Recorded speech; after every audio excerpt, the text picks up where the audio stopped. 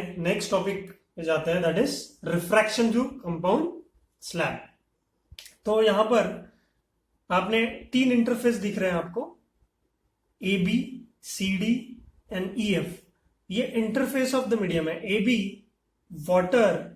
Air और water के बीच में है। सी डी वाटर और ग्लास के बीच में है, बाउंड्री है, इंटरफेस है दो मीडियम का। और ई एफ जो है वो ग्लास और एयर।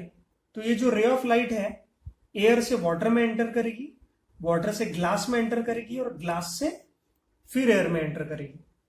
तो यहां पर आपको एक एक्सपीरियंस करने मिलेगा कि रेयरर टू डेंसर, फिर उससे भी ज्यादा डेंसर है ग्लास, और फिर एकदम रेयरर मीडियम से निकल रही है। तो रे ऑफ लाइट जब भी टू डिफरेंट मीडियाज या तीन अलग अलग इंटरफेसेस आपको यहां पर मिल रहे हैं, ठीक है, तो यहां पर वेव्स भी, rays of light different colours में भी आपको मिलेगी कभी।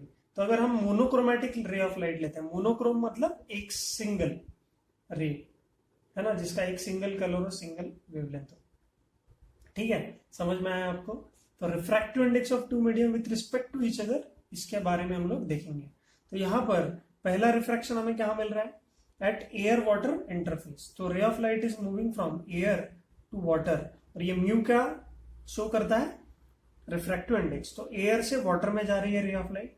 यहां पर हम लोग लिखते हैं कि साइन ऑफ एंगल ऑफ, इस एंगल को मैं दे देता हूं नाम x, और यहां पर ये रिफ्रैक्शन करेगा तो टूवर्ड्स नॉर्मल थोड़ा बेंड हो जाएगा, बिकॉज डेंसर मीडियम है, तो इसको मैं नाम दे देता हूं y।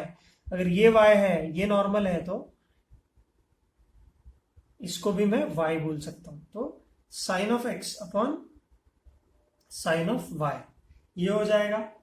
तो इसको हम नाम दे सकते हैं पहला, ठीक है। फिर ये एंगल y है, तो ये एंगल ऑफ इंसिडेंस हो जाएगा सेकेंड इंटरफेस के लिए, और इस एंगल को मैं z एंगल बोल देता हूं। इसको z, तो ये वाला भी z हो जाएगा, क्योंकि दोनों अल्टरनेट एंगल्स बन रहे हैं बिटवीन द पैरेलल लाइंस। और फिर इस एंगल को हमें पता है कि सेम इंटरफेस में है, तो ये एंगल इमर्जेंट रे का बन जाएगा। तो ये सिमिलर टाइप ऑफ एंगल होगा, सेम एंगल होगा। ये हमने प्रीवियस ग्लास स्लैब के केस में प्रूव कर दिया था, तो फिर इसको x लिखता हूं मैं।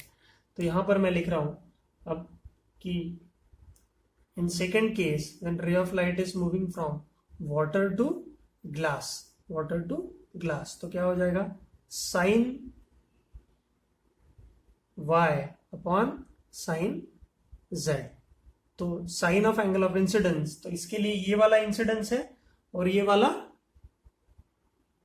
क्या है, रिफ्रैक्शन है, कर रहा है ना। क्यों, क्योंकि डेंसर मीडियम है, वाटर से टुवर्ड्स द नॉर्मल गया। तो ये हो जाएगा हमारा सेकेंड इक्वेशन।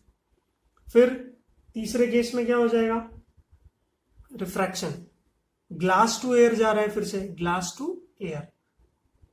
तो sine of angle of z upon sine of x, ठीक है, समझ में आया आपको।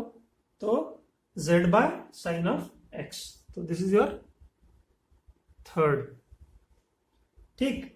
तो जब आप तीनों को अब मल्टीप्लाई करेंगे, अगर आपको इसका प्रिंसिपल ऑफ रिवर्सिबिलिटी देखना है ना, सही में एक दूसरे के साथ कैसे इंटरेक्ट करते हैं, अगर we multiply all the three, तो क्या लिखें, क्या मिलेगा यहाँ पे, refractive index of air to water into refractive index of glass with respect to water, ऐसा बोल सकता हूँ। Refractive index of water with respect to air, refractive index of glass with respect to water, and refractive index of air with respect to glass. इसको ऐसे पढ़ सकता हूं। तो यहां पर क्या आएगा, sine x upon sine y into sine y upon sine z into sine z upon sine x, ठीक है। यहां पर क्या आएगा, आपको x ने x को मार दिया, साइन z ने मार दिया, और the final answer comes out to be 1। तो इसका मतलब क्या है कि आप, है ना, इनको रेसिप्रोकल करके पढ़ सकते हो, या रिफ्रैक्टिव इंडेक्स, इससे आप और अच्छी तरह से निकाल सकते हो। जैसे देखते हैं आप कैसे निकालेंगे। ठीक है, तो यहां पर हमने क्या बोला कि कोई भी एक medium can be written in the form of another two. ठीक है, तो यहां पर इंटरफेस में हम दिखते हैं, इसको लिखना कैसे हम इनको समझते हैं। ठीक है, तो इसको मिटा दूं क्या? चलो इसी को मिटाता हूं। ये आप लिख लीजिए प्रॉपरली, ये वाला पोर्शन। ठीक,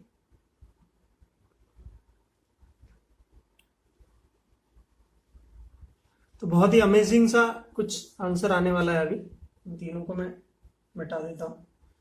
यहां पर आपको कुछ अलग सा देखने को मिलेगा। जैसे रिफ्रैक्टिव इंडेक्स, कहां से कहां जा रहे हैं हम, है ना? रिफ्रैक्टिव इंडेक्स एयर से वाटर जा रहे हैं।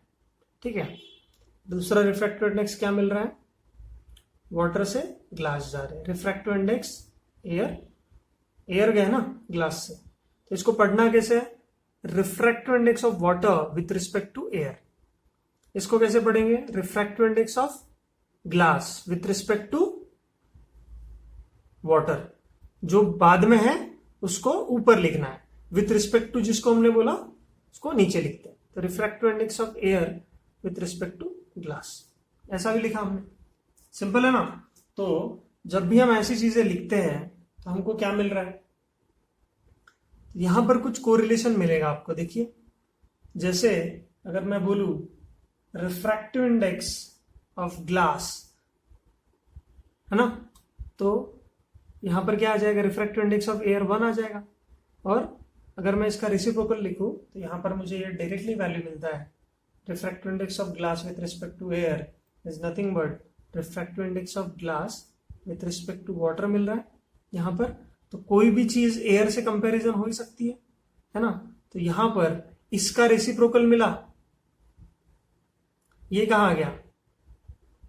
डिनोमिनेटर में। उल्टा हो गया ना ये, है ना? और ये न्यूमरेटर में आ गया। तो मैं ऐसा लिख सकता हूं, refractive index of glass with respect to water, इसको लिखना है 1 by refractive index of water with respect to air, जो कि डिनोमिनेटर में है। और इसको कैसे लिख सकता हूं? Into 1 upon refractive index of air with respect to glass, क्योंकि मुझे ये वैल्यू पुट करनी है ना यहाँ पे।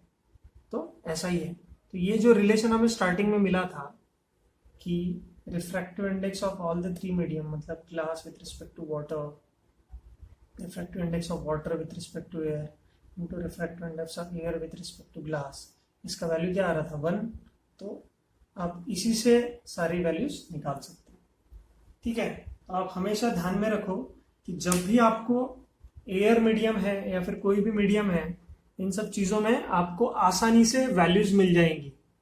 ठीक है, जैसे इस केस में अगर आप कंफ्यूज हो गए कि इसको कैसे लिखना है तो छोड़ो इसको, मैं आपको और एक आसान तरीका बताता हूं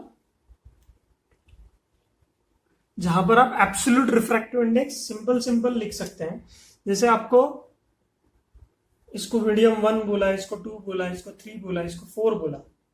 ठीक है, और refractive index of third medium with respect to second, तो आप कैसे लिखोगे? Refractive index of third with respect to second, ऐसे ही लिखोगे ना। ये ऊपर लिखोगे, ये वाला नीचे लिखोगे।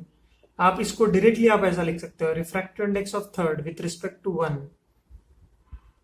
Refractive index of 2 with respect to 1।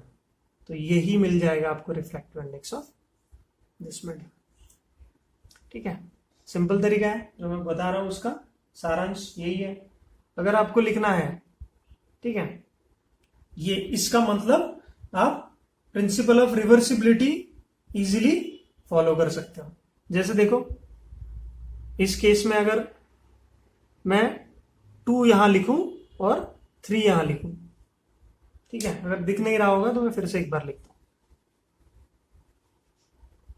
Simple है। देखिए, refractive index of medium 2 with respect to 3 लिखना है आपको, तो कैसे लिखोगे? Refractive index of second medium with respect to third medium.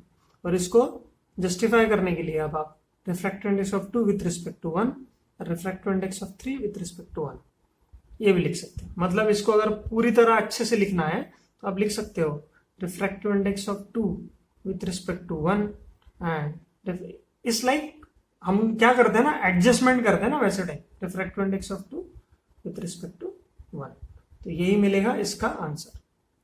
ठीक है, तो जब भी आपको कोई वैल्यू मिले, है ना, और आपको सेम इंटरफेस और सेम मीडियम में अगर जा रहा है आपका, तो आपको कंपाउंड ग्लास स्लैब में कंफ्यूजन नहीं होना चाहिए।